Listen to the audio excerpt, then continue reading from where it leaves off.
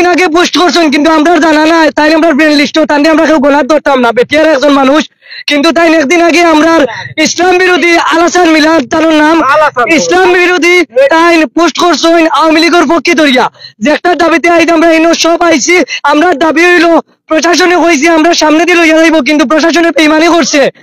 আমরা এই জায়গা ছাড়তাম না যতবেলা পর্যন্ত আমরা ভিডিও ফুটেজ পাইছি তাই পুলিশে তারে ধরছে আর রেবে তারে যতবেলা পর্যন্ত ধরছে না আমরা ভিডিও ফুটেজ না পাওয়া পর্যন্ত আমরা এই জায়গা ছাড়তাম না।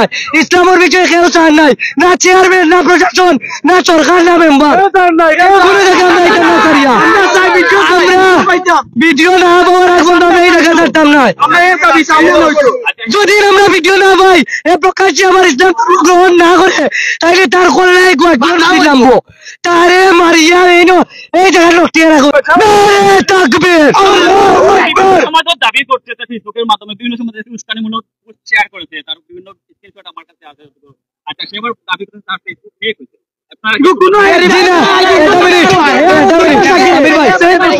একজন পেইড কাস্টমার হে নাস্তিকর পেইড টাকা একটা করিয়া রাখেন এ আগে যেটি করে তার আইডি হ্যাক করে এরপরে হে নিচ থেকে পোস্ট করেন। এ 2 জানুয়ারি তার একটা ইসলাম বিরোধী পোস্ট করছে, কালকে করছে আবার হে কালকে রাত 4টার সময় ছবিও পোস্ট করছে, আবার রাত 11টার তার আইডি হ্যাক হইয়া হিয়ে পোস্ট হইছে। আমরা এটা মানিয়া নেই না, এই বিষয়ে এক্সপার্ট হে সাইবার ক্রাইমও থাকে। তো আমরা একটা দাবি প্রকাশ্যে মাফ চাইবো আবার ইসলাম ধর্ম গ্রহণ করবো, নইলে তার জায়গা এই গোয়াটপুর গোলাপগঞ্জ গীতা এই বাংলাদেশ হইতো না, তার রক্ত দিয়ে আমরা গোসল করবো। সে পোস্ট করছে এই যে জাতীয় সঙ্গীত পরিবর্তনের বিষয়ে, জাতীয় সঙ্গীত যে একটা বদনামি হইতো আছিল, অনেক অনেক বড় বড় উজরে কইছেন রবীন্দ্রনাথ ঠাকুরের যে জাতীয় সঙ্গীত দিছেন একটা অনেক আগর একটা বাংলাদেশ বিরোধী। ও প্রেক্ষাপটে উঠিয়া খবর যে ইসলাম ধর্ম তো 1500 বছর আগর, এরপরে আরবি ভাষা কোরআন শরীফ আরবি ভাষা একটি আমরা খেলে পড়তাম, তাছাড়া বিভিন্ন কুরুচিপূর্ণ শব্দ ব্যবহার করছে, জাস্ট কালকে টাটনা আগেও করছে, যেটা আমরা তীব্র নিন্দা জানাই এবং আমরা সামনে সবার সামনে বিচার করতে হইব। যে বিষয়টা আমরা আসলে বলতেছিলাম হঠাৎ যে বিষয়টি স্যার এলাকার যুব সমাজ ছাত্র সমাজ সব আছে এরারে আপনার আমরা সাইডে নিতেছি, শান্ত আছে এলাকার পরিস্থিতি। এখন আপনারা ওর বিরুদ্ধে আইনত যত ব্যবস্থা নেওয়ার আপনারা নেন, এলাকাবাসীর উদ্দেশ্যে আপনি 2-1 কথা বলে এদেরকে আশ্বস্ত করেন যে এদের অচিরে এর বিচার যেভাবে হয়। এই ছেলে এখন থানা ক্যাম্পে আছে বলে আমি পেরেছি, আমি সেনাবাহিনীর সাথে কথা বলেছি। তার বিরুদ্ধে যতটুকু নেওয়ার মতো আছে আইনগত ব্যবস্থা যদি নেওয়ার থাকে সবগুলি আমরা নিই, ঠিক আছে? এখন তোমরা সব দয়া করে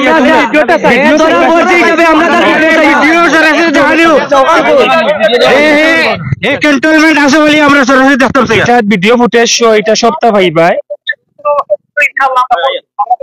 এখন সবার বাড়ি করে দাও কি, আর তো কিছু করার নাই, তোমার যে রেজাল্ট হওয়ার এটা তো সরাসরি পাইছো, আর তো কিছু তোমার কাছে অনুরোধ তুমি তাই সব যাও কি দয়া করে বাড়ির আইনত গোলাপগঞ্জ থানার সর্বোচ্চ কর্মকর্তা তোমার লগে সবার কাছে মাতিছো, বুঝছি জি সব দাও কি দয়া করে। ধন্যবাদ জি স্যার, ঠিক আছে, সালাম আলাইকুম।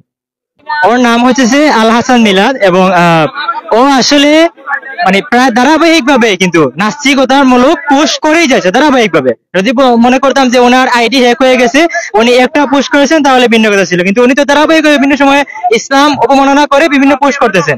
তাছাড়া উনি আমি যতটুকু জানি যে ও হইতেছে আইটি এক্সপার্ট, তাহলে আইটি এক্সপার্ট এর পেজ হ্যাক হয়ে গেছে, ও আবার সেটি ব্যাক করতে পারতেছে না বা ইসলাম অবমাননা করার আপনার এই পোস্ট করে ফেলতেছে, বারবার নাস্তিকতামূলক পোস্ট হইতেছে, এটা ও কি খেয়াল করে না? এটা তো কখনোই মানে নেওয়া যায় না। যে গোয়াসপুরের পঞ্চায়েত থেকে মুরব্বিয়ানে কেরাম ওনারা এই ঘটনার নিন্দা জানাইছেন যে এই যে ছেলেটা এরকম যে এই যে ছেলেটার এই যে ইসলাম বিরোধী কর্মকাণ্ড, আলিম উলামা সহ কোরআন অবমাননা।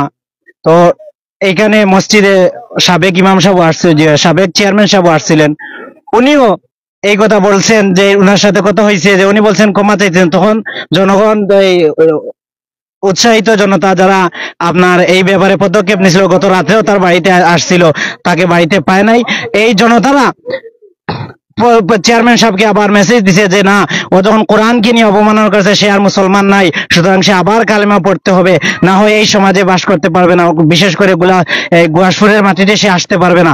এজন্য সাথে সাথে পুলিশ আসে এই জনতার এই বাদ ভাঙা হাই উল্লাসে এবং জনতার উশৃঙ্খলা দেখে পুলিশ আনা হয়। পুলিশ এসে বাড়িতে যায়, যাওয়ার পর শুনতে পায়, পুলিশ আমাদেরকে খবর দেয় যে ওর বাবা সহ সেনাবাহিনীর কাছে গিয়ে চলে গেছে। তো এরপরে গোলাপগঞ্জ থানার ঊর্ধ্বতন কর্মকর্তারা ফোনে যোগাযোগ হয়েছে, যোগাযোগ করার পর ওনারা বলছেন যে ও তো সেনাবাহিনীর জিম্মায় চলে গেছে।